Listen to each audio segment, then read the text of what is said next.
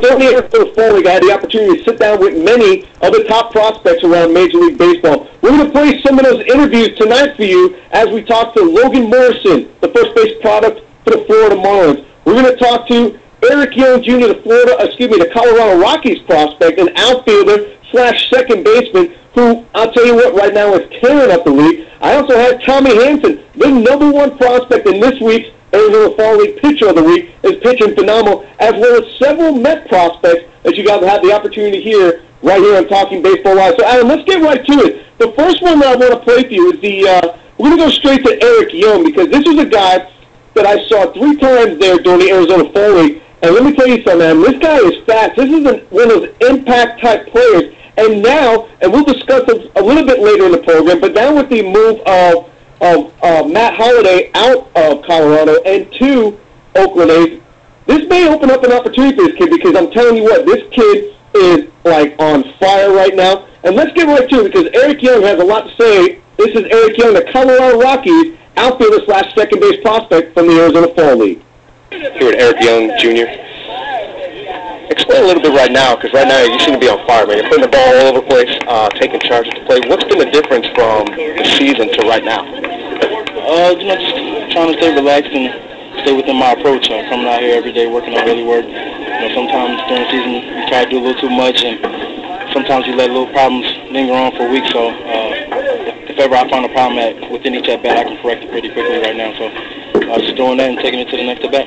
So as we look forward to 2009, 2008 now over, World Series complete, looking forward, what are your expectations now for 2009? Just to continue to cause havoc for the opponents. Hopefully, I make that jump and make my debut, and I can do some wonderful things in Colorado.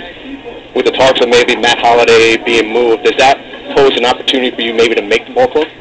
It's always an opportunity. They're not going to be able to sign as many people as they want for the next couple of years. So, those next couple of guys in the minor leagues got to be ready for opportunity. So I'm taking advantage of it down here. So when they give me my phone call, I'm ready to go. So in your opinion, what do you think you bring to that ball club? Because they already got a guy like a Willie Taveras that's playing center field right now. What do you think that you could bring to this 2009 team? Well, now that, I'm working out in center field, I can play both infield and outfield. So they can keep my bat in the lineup, regardless of where they need to put me, whether in the infield position or outfield position. And, just continue what I do offensively that I've been doing so far. Now, when you take a look at this guy's number, Eric Young Jr., batting .420, second in the NFL right now, 2 home runs, 15 RBIs, 31 runs, and 18 stolen bases, and has only been caught once. Is this a guy in your expectation that has now a possibility to make the ball club with the move of Matt Holliday to Oakland? Or is this a guy that's going to end up being a super utility, in your opinion, when you take a look at what he's done over his minor league career? Well, I think, you have to open the possibility of that, especially with the move of Matt Holliday. Remember, one thing about Coors Field, what you want outfielders that cover a lot of ground. Now, I know he's really a second baseman, and they're kind of assimilating him and just started to put him in the outfield, but you need someone in an outfield who can cover a lot of ground. And, his bat has been red hot in Arizona Fall League. I know you said he had 2 home runs. I think one of them, in fact, was an inside the park grand slam. So that just tells you how fast he is. You talked about how he only got caught on the base pass just once. So that's a good trait to have as a young player, because, there's guys who have speed, but there's guys who don't know how to steal bases. And based on what we've seen so far, the guy knows how to steal bases, only getting caught once. So, I think he has a shot. He might need a little bit more seasoning in the minor leagues. I think he strikes out a little bit too much. But, again, a lot of young players do. But, again, with the Rockies, the way they're headed, with getting rid of Holliday, that might open some things up for him. Again, if he could play second base and some outfield, then you can move him around. And if he could be that spark plug that you need, he's got a shot. Yeah, you make a great point. And one thing that kind of concerns me is how the whole Willie Taveras thing is going to play out. Willie Taveras, the center field, doesn't have a strong arm, but is, a guy that gets on base, can steal a couple bases. Let's take a look at what Willie Taveras can bring to, because, with the addition now of Carlos Gonzalez now from the Oakland Athletics, over the Matt Holliday trade, you have a guy like Eric Young Jr. Colorado has struggled at second base. Trying to find a second baseman that's going to actually fit into what they're actually trying to do. Is Eli Jr. you see as the actual second baseman, or is this maybe a possibility of Eric Young Jr. being pushed to the outfield and maybe taking over that center fielder spot, or is it just another year away, in your opinion, that maybe Eric Young starts off at AAA, maybe goes along the lines of what Evan Longoria did, which is start off at AAA, start off hot, come out in May, and then finish with the team. If I had to project right now, I'd say he opens the year in AAA. But again, he's had a great debut so far in the Arizona Fall League, and if he comes to the spring and shows some of the same traits and shows improvement, there's a possibility. But if I had to project right now, I'd say he starts the season in AAA. And again, with the Rockies, a lot of flux right now. Don't know really what's going on. Obviously, they picked up Carlos Gonzalez in the holiday deal. He has a lot of promise, but he's a guy who strikes out a ton and needs to work a little bit on his plate discipline.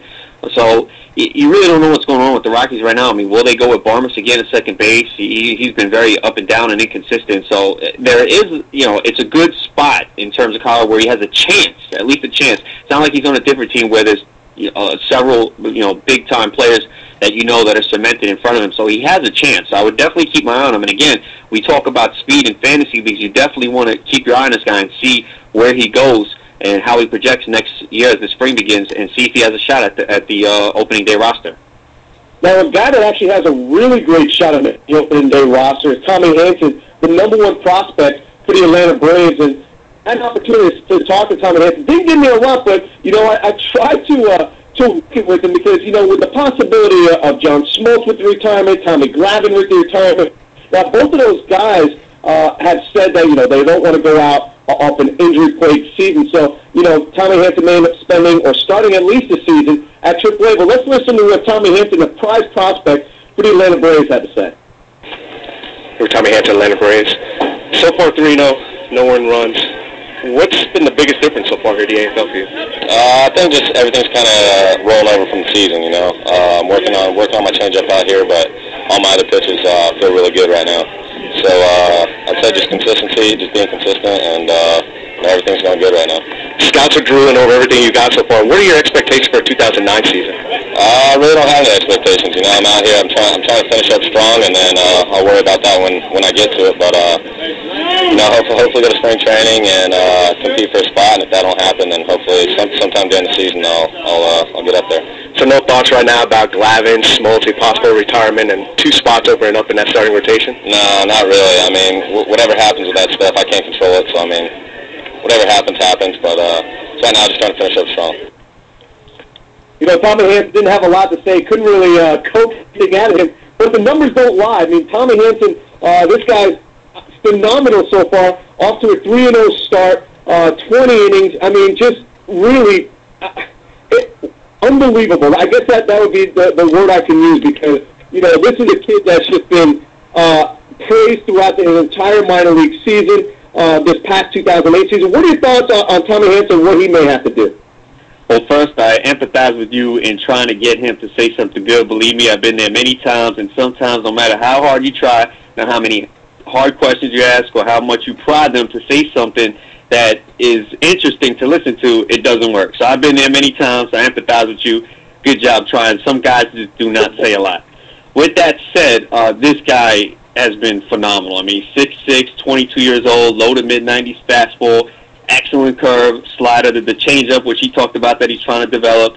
7 starts this year at high A ball and 49 strikeouts at 40 innings. Pitched well in Double-A. In the Arizona Fall League, 30 strikeouts in 18 2/3 innings, just 4 walks and 6 hits allowed. I mean, this kid has got it. The Braves do not want to give him up in a Jake Peavy deal, and I do not blame them. Look at the last top prospect they had that they gave up, Adam Wainwright, and you saw what he went on to do. So I don't think the Braves want to make that same mistake again, and it sounds like they won't, even if they do acquire Peavy. So, he looks like, he has great makeup, and he pitches out of trouble from what I've seen in some of his games.